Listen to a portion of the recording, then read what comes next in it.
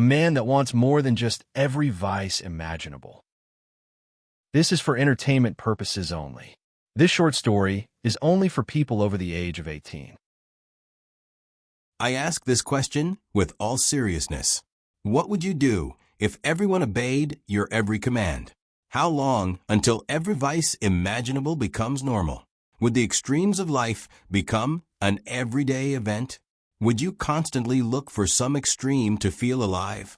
Maybe for you, but not for me. I got this power over people when I finally recovered from being horribly ill. I had a huge fever. I was coughing up fluid that the only thing I remember was the liquid was not bloody. I was so dizzy at one point I fell down on the hallway to my bathroom and didn't wake up for half a day. I was a mess. If I had anyone to care about me, I might have had them take me to the hospital. I hate hospitals. I really hate hospitals. I watched both of my parents and my little brother die in hospital. I got better on my own. Work knew I was sick, so most of them stayed away from me when I set foot back in the office. I completely understand. I even shut my door and dealt with the hundreds of emails waiting for me. This is what I get for being the EPA guy at my workplace. The point when I realized something was up was when I finally talked to someone on the phone, and they were very, very agreeable to me. You need to get this tested by an outside lab, I said in a full sentence without coughing. You got it. The underling responded. There was no pushback or complaint about how much it would cost, just a simple acceptance. Odd, but I didn't care. Day 2, I felt significantly better. That day, I felt like I was king of my domain. Everyone seemed eager to do whatever I wanted. All our wastewater was tested exactly as I wanted. Every examination was performed without complaint. People seemed to want me to do my job. I had no clue that something odd was going on. I was sure everyone just saw things the way I saw them. Day 3, I was on a power trip. I went to my bosses and had them get me equipment they never would have paid for originally. I talked to the outside labs on the phone, and they were more than willing to do further testing of our samples at no charge, just for me. The women, oh the women, were looking at me with hunger in their eyes. I also felt good enough to hit the gym for the first time in nearly 2 weeks. At the gym, I didn't have to wait for any pieces of equipment. If I just asked someone how much longer they had on something, they'd almost immediately jump off it, wipe it down with one of the close-at-hand wet wipes, and offer the machine to me. One woman I asked about the equipment was this super-hot redhead. She had a round face, a pointed chin, deep blue eyes, and hair the color of red autumn leaves. I liked her slender neck and strong shoulders. Her biceps showed on her arms, even when not flexing. Her exposed middle was defined by the six-pack of muscle underneath. A round ass sloped down to thick muscular legs, which seemed perfect for her as they turned into thick calves and small feet. Her name was Amber, nice, and she was very, very happy to have met me. Amber and I talked, and I started seeing she was more than willing to be around me, do whatever I said, and smiled the whole time. I didn't take Amber to bed. I took her to my car. I've never had sex in the back seat of a car, but it was better than I expected. There's something intimate to say about the tight confines of the back seat of a compact car. Amber gave me her body and love and more. After we did the deed, Amber stated in one long run-on sentence, without breathing, I am deeply in love with you far more than my boyfriend. I need you. I have to have you. You can take me however you want. I am yours. The freak-out lasted for about 2 seconds. If Amber was okay with being my on-call booty call, then I was fine with that too. Not for 1 second did I even consider she was somehow my slave. My thought process didn't extend that far. Mostly I was thinking, redhead wants to have sex with me. I didn't have any reason to have a problem with this. I didn't have a problem when after we made it to my bed, finally, we spent several non-consecutive nights together, being very active. Then Amber suggested we bring her friend in on things. I did make her clarify that she was talking about a female friend. Yulan was a slender but muscular, slight woman with ancestors from China.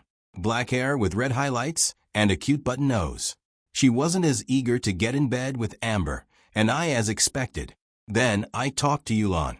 After a brief conversation, Yulan was more than eager to get in bed with me, and if Amber wanted to join us, then that was her decision. I had the feeling Amber might have been into Yulan, but not the other way around. After some naked time together, I suggested that the two women show me how lesbians do it. Yulan went from hesitant to eager to tackle Amber, and the two did many naughty and surprisingly wet things to each other. That cinched it for me. I started just flat out issuing commands. People obeyed. This wasn't a reluctant kind of obedience or the why not effect. This was, they would follow, without question, kind of obedience. I will say that things at the office escalated quickly. I would like to apologize to Martin Kennedy. I shouldn't have had you dump that copy toner all over yourself. I didn't know what would happen. I'm sorry. To my former coworker Leslie Ashton, I do not apologize for having you become an obsessed female bodybuilder with huge breasts, a low body fat, and an affinity for micro bikinis. You look fantastic. I'm sure that tattoo of the Lakers logo should only have been seen by your future husband. I really didn't feel any guilt about this. Sexy women were now so into me that I have yet to sleep alone since having Amber and Yulan in bed with me. I'm also trying to be altruistic here. I have a power that no one else has over humanity. I should make sure there is a humanity around in the future. I started getting more involved in environmental issues. In the long run, I'm sure this will be a good thing. There is so much corruption. Windmills don't work if there's too much wind. How many people knew this? I didn't. Solar panels create so much pollution just in their manufacturing that they are made in China, to avoid EPA regulations that prohibit costs in the States. The idea that the free energy from the sun creates pollution in their production is a balancing act that I can't wrap my head around. Hydroelectric sounds good until you realize you have to dam up a river, flooding an area, destroying natural habitats. Then you find out that the wildlife still in the area often gets sucked into the openings for the turbines. I was physically ill when I was shown the solid matter that came out of one hydroelectric turbine.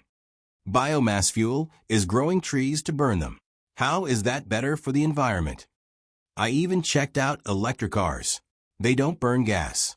They must be safe for the environment. Until you hit that first logical fallacy that the electricity has to come from somewhere, and that is often from burning coal. The batteries in these electric cars also cause a lot of pollution to make, and when used up must be processed, which costs even more energy in the form of electricity from burning fossil fuels. Why do all this? The government. There is so much money changing hands it boggles the mind. Green energy groups pay people in the government to mandate a certain percentage of a local, state, or federal area gets their power from renewable energy. Who owns those companies that make renewable energy? The green energy groups. If not outright owning the companies, then having a huge percentage of ownership. It was all enough to make me retire to an island. It was in the Hawaiian Islands, with Wi-Fi, sexy women in bikinis on the beach, and air conditioning. But still an island. I had women waiting on me hand and foot. They didn't wear much clothing, and to be frank, neither did I. However, it was when I saw one woman putting the women's washed micro bikinis into the dryer that I stopped her. Get some rope and just hang them up out in the sun. I told her, and she happily obeyed. When the wind from the ocean was blowing my hair, I wondered if a small windmill would be better than a large one.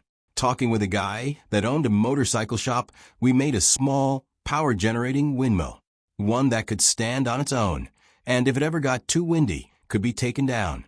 We have 3 set up around my mansion, and it powers the entire place all day and night. When there are times the wind doesn't blow, the integrated batteries are more than enough power until Mother Nature kicks back into gear.